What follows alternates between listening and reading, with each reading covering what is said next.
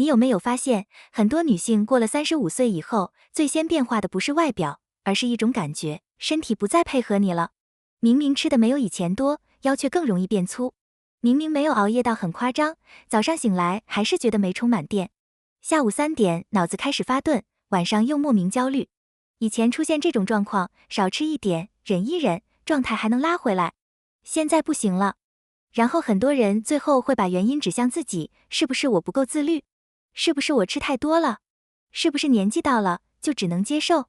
但最近我看了一场很值得拆开讲的访谈，来自 Mel Robbins 的节目，对谈嘉宾是 Amy Shah， 一位有22年临床经验的医师，拥有营养学学位，先后在康奈尔、哈佛和哥伦比亚大学接受训练，持有内科和免疫学的双专科认证，研究方向是营养对健康、长寿和荷尔蒙调节的影响。他在访谈里提出了一个非常简单的框架，叫做30-30-3。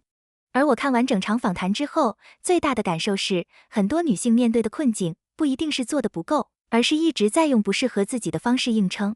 今天这期影片，我想把这场访谈里最值得留意的部分整理出来，跟大家好好聊一聊。长期以来，美国的很多药物研究、诊断标准、治疗流程，都是建立在男性身体的研究基础上，更准确地说，主要是白人男性。女性为什么长期被排除在外？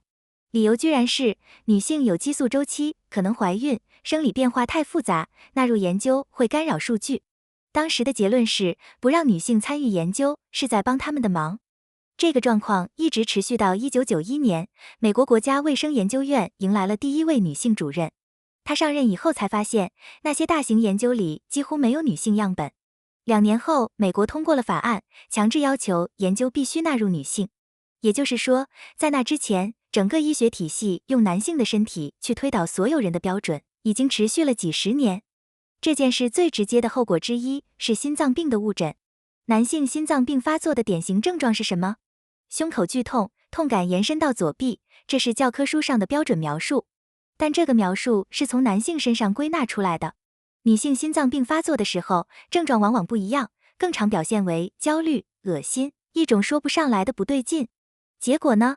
访谈中引用的数据显示，女性心脏病有大约1半的概率被误判为你没事，回家休息，由此导致的死亡率比男性高出50%。所以有一句话值得认真记住，女性不是缩小版的男性。这句话来自运动科学家 Stacy Sims， 它不是口号，是生理现实。女性的激素系统、代谢节奏、肌肉维持机制，跟男性是根本不同的2套系统。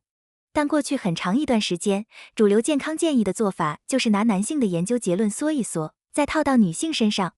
这也是为什么很多女性会有一种深层的挫败感，我明明照着做了，为什么没有用？因为那套方法本来就不一定适合你。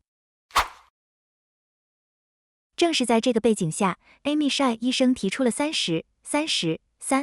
3个数字非常好记。第一个30，早上第一餐吃够30克蛋白质。第二个30，一整天摄入30克膳食纤维。最后的3，每天吃3种含益生菌的食物。它不要求你算卡路里，不要求你戒掉什么，也不是一个减肥方案。它的核心逻辑是，如果女性的身体规则跟男性不同，那你到底该怎么吃，才能让身体重新站到你这边？而这套方法的目标不是让你变小，是让你变强。接下来，我把这3个数字一个一个拆开。先看第一个30，大部分人对蛋白质的理解停留在长肌肉用的，这没有错，但只对了一小部分。蛋白质进入身体以后会被分解成氨基酸，你可以把氨基酸想成乐高积木，肌肉需要它，头发和皮肤需要它，肠道内壁需要它。但真正让我意外的是，你大脑里的多巴胺和血清素，这2种直接影响动力、专注力和情绪的神经递质，它们的原料也是氨基酸。也就是说，你早上吃进去的蛋白质，不只是在喂肌肉，你同时是在给大脑制造多巴胺的原料。访谈中提到，早晨摄入蛋白质还会提升体内 GLP-1 和神经肽 Y 的信号水平，这2种物质的作用是向大脑发出我饱了的指令。所以很多人下午3点特别想找东西吃，或者晚上明明不饿却一直嘴馋，一个很可能的原因就是早上蛋白质吃的不够，大脑一整天都在发出原料不足的信号。然后还有一层关系，直接涉及代谢。邵医师在访谈里用了一个比喻，肌肉像海绵。你吃完一顿饭，血糖升上来，如果你身上有足够的肌肉，这些肌肉会像海绵一样把血液里的葡萄糖吸进去。而且这个过程甚至不需要胰岛素介入，肌肉细胞自己就有一套叫做 GLUT4的转运蛋白，可以直接把葡萄糖拉进来。这意味着什么？意味着当你有肌肉又有充足的蛋白质，你的餐后血糖会更快稳定，腹部脂肪更不容易堆积，整个人的能量波动会变小。用访谈里的说法，这几乎就是不用运动的运动。但这里有一个问题，偏偏是女性在这件事上更吃亏。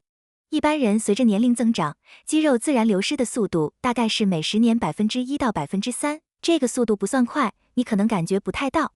但当女性进入围绝经期，大约从30几岁开始一直到50几岁，因为雌激素下降，身体对肌肉生长的刺激信号变迟钝了，肌肉流失速度会变成每年1%到3%。注意单位不是每10年，是每年。所以很多女性到了某个年纪，突然觉得以前的方法全部失效了。以前这样吃没事，怎么现在不行了？以前随便瘦，现在怎么都瘦不下来？以前撑一撑能过去，现在整个人垮得更快。不一定是你变懒了，而是你的身体规则确实变了。你流失的不只是青春感，你流失的是肌肉、代谢弹性和对压力的缓冲能力。邵医师讲得很直接，如果到了80、90岁，你身上没有足够的肌肉来支撑你，有一天你跌倒了，而人到了那个年纪一定会跌倒，那一摔可能就是致命的。所以早餐30克蛋白质这件事，从来不只是今天会不会有精神，它是一笔长期投资，是在为20年后的身体存本金。接下来一个非常普遍的问题，大多数人严重高估了自己的蛋白质摄入量。你每天早餐吃什么？2颗蛋加吐司。1颗蛋只有大约6克蛋白质，2颗蛋就是12克，离30克差了一大截。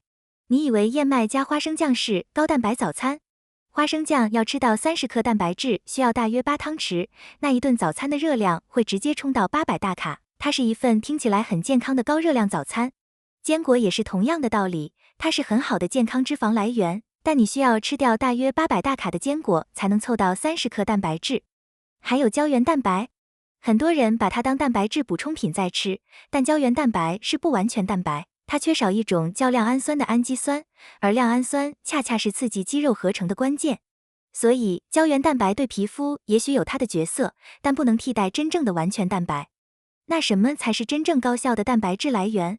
毛乌起司大概1杯多一点就能到30克，鸡胸肉大约一副扑克牌大小就有26克左右，希腊酸奶、鱼、鸡蛋这些也都是不错的来源，换着吃就行。如果需要蛋白粉，乳清蛋白是完全蛋白，加工相对简单。访谈里还提到了一个特别实用的判断技巧，叫做加0法则。拿到一个包装食品，看标签上蛋白质有多少克，然后在后面加一个0。比如蛋白质写10克，加个0就是100，然后看这个数字跟总热量比，如果100大于总热量，那就是高蛋白食物；如果总热量是250大卡，那你就知道它的蛋白质效率其实很低。这个方法不是100%精确，但对于识破超市里各种高蛋白标签的包装食品来说，非常快，非常好用。另外补充一点，30克不是比赛。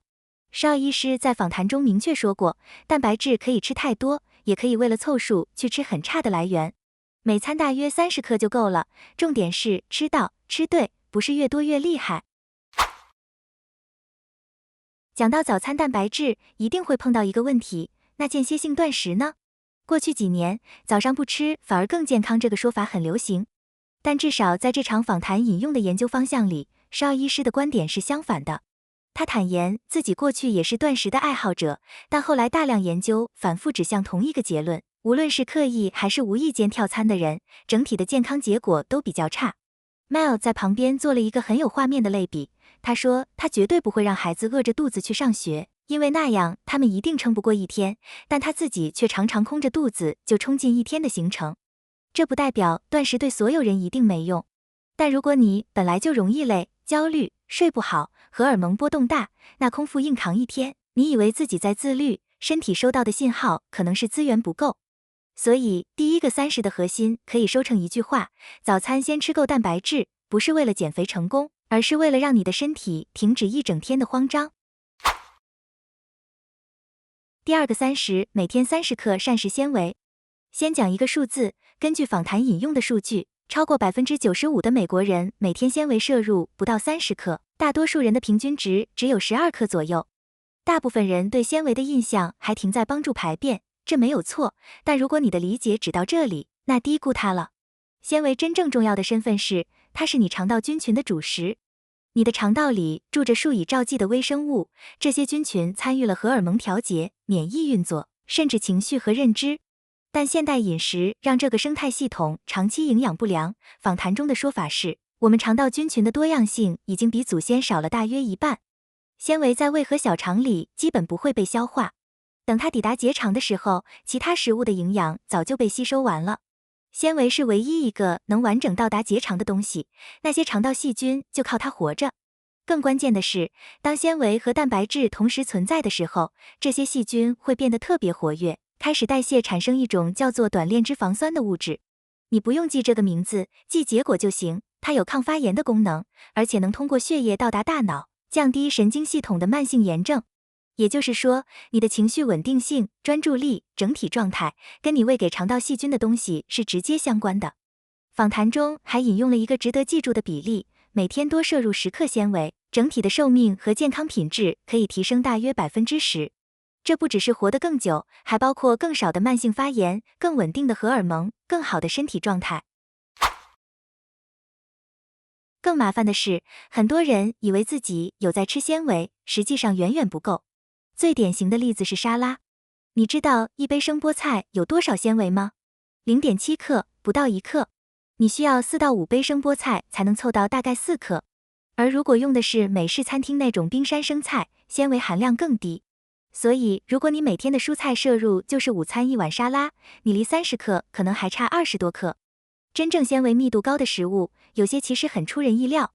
梨，一颗大概6到7克纤维，是苹果的2倍，整颗连皮吃就好。覆盆子是隐藏冠军，一份大约8克。蓝莓大家更常吃，多酚含量确实高，但纯论纤维，覆盆子是大赢家。奇亚籽1汤匙就有5克，加到酸奶里几乎不需要额外准备。黑豆半杯就有8克，早餐蛋卷里顺手加一些，蛋白质和纤维同时在累积。最让我意外的是开心果，1/4杯就有13克纤维，当零食吃的时候，你可能根本不知道你在吃纤维。访谈里还提到一个很有意思的做法，用覆盆子和奇亚籽自己做果酱。把覆盆子煮软，加一点蜂蜜和柠檬汁，然后拌入奇亚籽，它会吸水膨胀，质地变得像商店卖的果酱一样。一小罐抹在面包或混进酸奶，差不多就是半天的纤维量。提到面包，还有一个技巧我觉得特别值得分享。不管你吃的是什么面包，全麦也好，酸种也好，买回来以后先放进冷冻柜。当面包被冷冻的时候，里面一部分淀粉会转化成抗性淀粉。这种抗性淀粉进入身体以后，行为很像纤维，不会被完全消化，而是抵达结肠去喂养肠道细菌。而且冷冻过的面包升糖指数更低，热量也会稍微降低，要吃的时候拿出来烤一下就行。所以这里的核心思路不是多吃一盘菜，而是想清楚怎么把纤维密度更高的食物藏进你本来就会吃的东西里。酸奶里加奇亚籽和莓果，午餐加豆类，点心换成带皮水果，面包冷冻以后再吃。这样做30克才真的有机会到手。第二个30的核心不只是通便，它是在重建一个能支撑你情绪、代谢和能量的内部生态。最后一个数字，每天3种益生菌食物。你可能第一反应是，直接吞1颗益生菌胶囊不行吗？Shaw医师在访谈中专门解释了这个问题，答案跟你身体的防御机制有关。当你直接吞下1颗充满细菌的胶囊，你的免疫系统会把这些细菌识别为入侵者，然后尽力把它们消灭。但如果同样的细菌是包裹在泡菜、酸奶、发酵乳这些食物里面呢？身体会辨识出这是食物，然后让细菌搭着食物一路抵达结肠，在那里定植下来。所以这里讲的不是保健品思路，而是食物思路。如果用花园的比喻来理解整个30-30-3框架，纤维是肥料，让花园里现有的植物长得更好；益生菌食物是新的种子，让你的花园长出更多种类的植物。两个都需要。具体有哪些食物可以算？希腊酸奶是最常见的入门款。如果你觉得口感太浓太干，可以倒一点开菲尔进去搅拌。开菲尔是比酸奶更酸一点的液态发酵乳，混在一起口感更好，而且等于同时摄取了2种益生菌来源。这个技巧来自一位肠道健康领域的研究者。泡菜和酸菜也是经典选项，如果你吃不惯，还有一个更简单的，生的苹果醋，拿它做沙拉调味料，午餐淋上去就算一种益生菌食物了。另一个一石二鸟的选择是益生菌类的茅屋起司，它同时提供蛋白质和益生菌，一份食物同时推进2个目标。附带提一件事，如果你有乳糖不耐的问题，访谈中提到一个做法，每天吃1小汤匙开菲尔来训练肠道。因为发酵乳本身乳糖含量很低，带进去的益生菌会慢慢在肠道定植，过一段时间你的肠道可能会自己培养出能处理乳糖的细菌。当然，每个人体质不同，结果可能有差异。益生菌食物重要，还有一个比消化更深层的原因。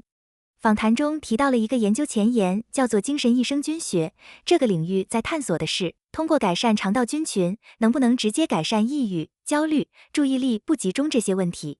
背后的逻辑是，肠道和大脑之间有一条持续运作的通讯线路——肠脑轴。当肠道菌群健康、活跃的时候，它们会制造化学物质送到大脑，让你感觉更平静、更专注。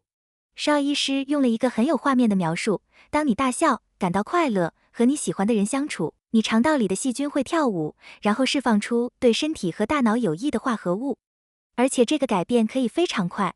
访谈中引用了一项研究，研究者把受试者从高度加工的饮食转换成高纤维、高蛋白、高益生菌的饮食，原本预期至少需要2个礼拜才能看到肠道变化。结果呢？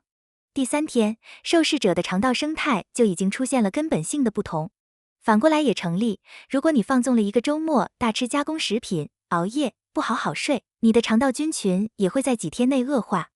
还有一个研究，我觉得是整场访谈里最有冲击力的信息之一，关于肠道菌群的社交传染性。有研究观察了出生就被分开抚养的同卵双胞胎，按照基因逻辑，他们的肠道菌群应该非常像。结果不是，他们的肠道菌群反而更接近各自长期相处的伴侣和朋友，而不是基因完全一样的另一半。也就是说，你的肠道细菌某种程度上是从你身边的人那里学来的，你花时间跟谁在一起，你的肠道生态就会慢慢往那个方向靠拢。所以最后这个3，不只是在照顾你的消化系统，它是在往你的肠道花园里撒新种子，而这些种子最终会影响你的情绪、专注力、炎症水平，甚至你的整体精神状态。现在3个数字全部拆完了。早餐30克蛋白质，每天30克纤维，3种益生菌食物。我们后退一步，看看这套框架真正在做什么。它做的事情其实是一个叙事的反转。过去太多年，女性被教的几乎都是同一件事：少吃一点，瘦一点，小一点，轻一点。变小才是好的，瘦下来才算赢。但30-30-3的逻辑是反过来的，它不是在问你怎么吃更少，而是在问你有没有给身体足够的东西。足够的蛋白质来维持肌肉和大脑，足够的纤维来养活你的肠道菌群，足够的益生菌来源来让那个微生态系统运转起来。变小的逻辑常常带来焦虑、克制、补偿、反弹。变强的逻辑带来的是另一组东西，更稳的能量，更清楚的脑子，更好的睡眠，更少的暴食冲动，更能扛住年龄变化的身体。还有一种很重要的感觉，你终于不用天天跟自己对抗了。访谈中有一句话，你没办法控制你的荷尔蒙怎么变化，但你可以控制你怎么经历这个变化。如果你想试，不需要完美，先是7天。一天的饮食可能长这样：早餐，鸡蛋炒菜，旁边搭一份茅屋起司或希腊酸奶，蛋白质就差不多到位了。午餐，沙拉里放黑豆，加鸡肉或豆腐，用生苹果醋做调味，同时推进了纤维和益生菌。晚餐，鱼或鸡肉的汤品，配一小碟泡菜或酸菜。这样一天下来，30-30-3的3个目标都在推进，不需要精算到每一刻，重点是方向对了，然后持续做。访谈中提到的预期是，3天之内你可能就会开始感觉到变化，尤其是能量和肠道方面。7天之后，很多人会注意到情绪更稳，睡眠更好，精神更轻。邵医师在访谈结尾讲了一个数字，如果运气好的话，我们这一生大约有4000个星期，到了中年，你可能已经用掉了2000个，剩下的2000个星期，你打算怎么过？我觉得30-30-3不是一个完美的答案，但它是一个非常好的起点。简单到你记得住，具体到你今天就可以开始，而且背后有一套完整的逻辑在支撑。所以如果你最近也在经历那种说不上来的累、乱、顿、卡，也许你不需要再对自己更狠一点，你可能需要的只是重新理解自己的身体到底缺什么，不是更少，很多时候恰恰是更够，够蛋白质，够纤维，够好的菌，够稳定的原料，够支撑你走下去的身体基础。别再一味想着变小，先让自己变强。试7天，然后认真观察你的身体会怎么回答你。如果你身边有人正在经历类似的困扰，莫名的疲惫，情绪起伏，怎么吃都不对，可以把这期影片分享给他。有时候问题不是出在意志力，而是从来没有人告诉我们，我们的身体到底需要什么。如果你觉得今天这期有帮你把一些事情想清楚，可以帮我点个赞，这对频道的帮助真的很大。还没有订阅的朋友，欢迎订阅，打开小铃铛，这样下一次有新的深度内容你不会错过。我们下期见。